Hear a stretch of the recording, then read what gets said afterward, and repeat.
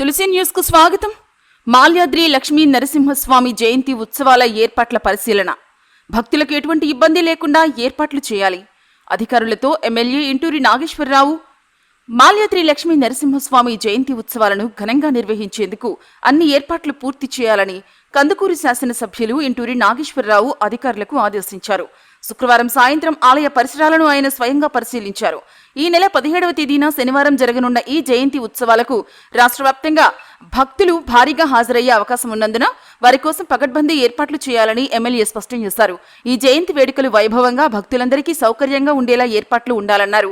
ఎలాంటి అసౌకర్యం కలగకుండా జాగ్రత్తలు తీసుకోవాలని ఆయన అధికారులకు ఆదేశించారు. భక్తుల సౌకర్యానికి ప్రత్యేక చర్యలు తీసుకోవాలన్నారు. ఎమ్మెల్యే మాట్లాడుతూ భక్తుల రాకపోకలకు ఎలాంటి ఇబ్బందులు లేకుండా తాగునీరు, పరిశుభ్రత మరియు దర్శన ఏర్పాట్లపై ప్రత్యేక దృష్టి పెట్టాలని పేర్కొన్నారు. అదనంగా ఆలయంలో జరుగుతున్న అభివృద్ధి పనుల పురోగతిని కూడా ఆయన సమీక్షించారు. ఈ పనుల నాణ్యతతో పాటు సకాలంలో పూర్తి చేయాలని సూచించారు.